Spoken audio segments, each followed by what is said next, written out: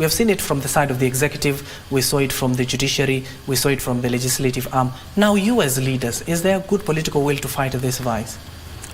Well, let me not say good political will to fight the vice, but good political will that the bills will pass. Okay. Because I don't think the problems are the bills. I think the problem is a culture we inculcated in ourselves and our values, and we just decided from the word go, whether you have the bill or no bill, a Kenyan will never, would rather sell the birth of his country, the right of birth, and just make money. That is Kenya. That is us, starting from me here.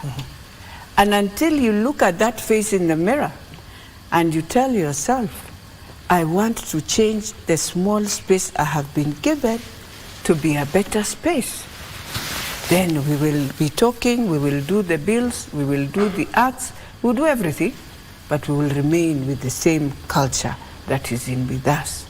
Until we ask ourselves, why is it when a Kenyan is in the US, can do everything to build the US and will never think of corruption? In fact, he's the one or she who is standing in that institution and it is thriving to another. Home down here, ask ourselves how we build Rwanda, and today we are going to benchmark in Rwanda. But it is every Kenyan in this country that walked when that country was down and brought it to where it is. It means for us here, we can change, we can build Kenya if we change the culture of greediness, selfness, where we just don't care about your neighbor but yourself, and where we care, if I have $1 billion, I need 10 billion, I don't care how it comes, it has to come.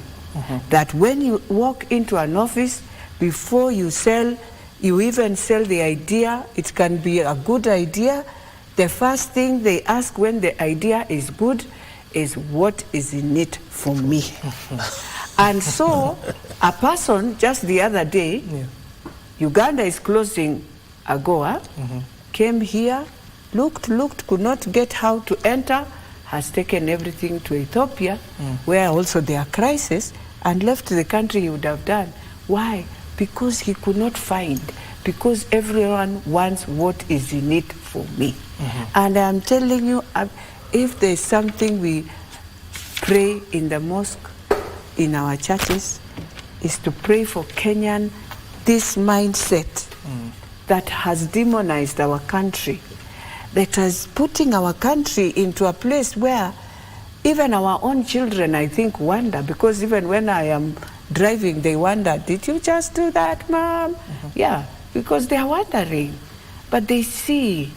And so even if you bring young people, vibrant, in an institution, the time they find the ones who have been there, who sit in a desk and tell you, I have been here for 30 years. Trust me, in 6 months, the mindset is gone. And they had goodwill, they had everything. So what should we ask ourselves as a country? Is that before we even think of these laws, deliberately, it must be deliberate. And we must, at one point, see those who had cases, you don't need to take them to jail. They have already the money. I have said, and I want to repeat, I will leave you with your matrimonial house so that you don't sleep outside. I will leave you with your children to go to school. But I will deny you one thing for the next 15 years. Whether you change your name, your director, you go use people, or what. Today is so easy to trace anyone. If our children are using chat, GPT, even us ourselves, what else in the world can you not tell me you can't change? It means we can. And say, for this one, you are not touching any government institution, just the way we impeach governors. And that's it. In fact, we have to, when you are impeached, is the same way this person who has been a director should stay at home and watch how the institution grows. You will come back one day when your mind is set. But I know we can't do that because we are just very selfish to ourselves. That is what is ailing Kenya. Okay.